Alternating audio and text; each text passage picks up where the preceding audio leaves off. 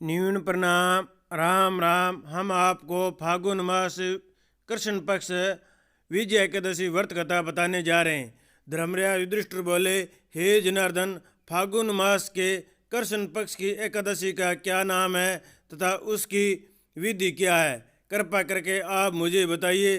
श्री भगवान बोले, हे राजन, फागुन मास के कृष्ण पक्ष की एकादशी का नाम विजय एकादशी है।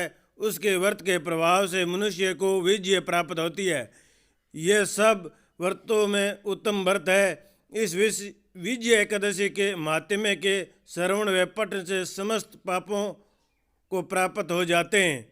एक समय देवऋषि नारद जी ने जगत पिता ब्रह्मा जी से कहा, महाराज, आप मुझे फागुन मास के कृष्ण पक्ष की एकादशी विधान कहिए।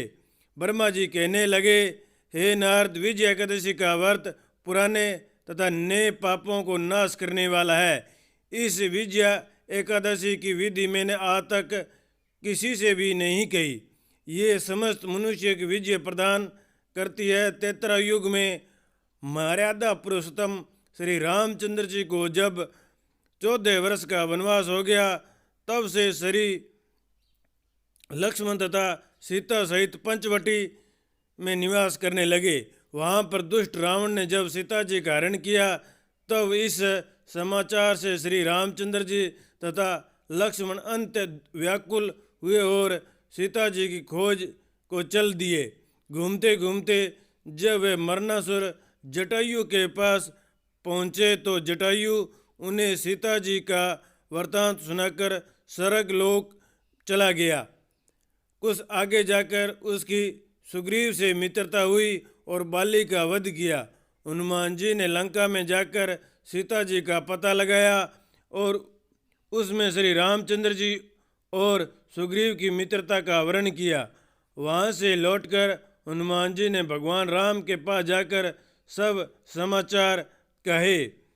श्री रामचंद्र जी ने वानर सेना सहित सुग्रीव की संपत्ति से लंका को प्रस्थान किया।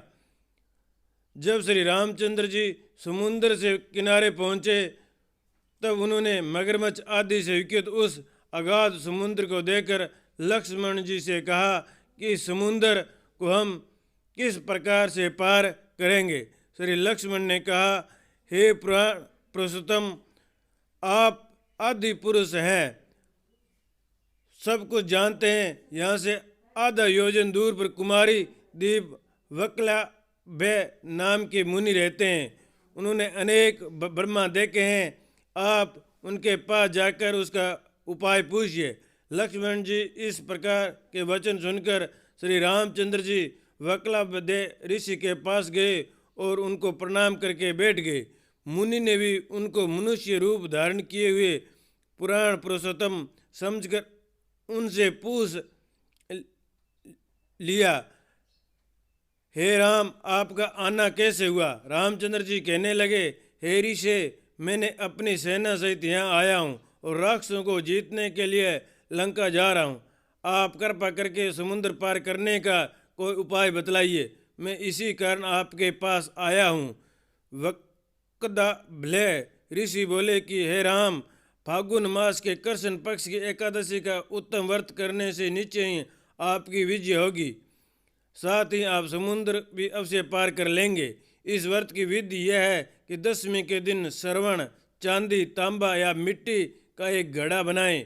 उस घड़े को जल से भरकर तथा 5 पल्लव रख वेदिका पर स्थापित करें। उस घड़े के नीचे 7 नजा और ऊपर जौ रखें। उस पर श्री नारायण भगवान की श्रवण की मूर्ति स्थापित करें। एकादशी के दिन स्नानादि से निवृत्त होकर धूप, दीप, नेगव, नारियल आदि से भगवान की पूजा करें।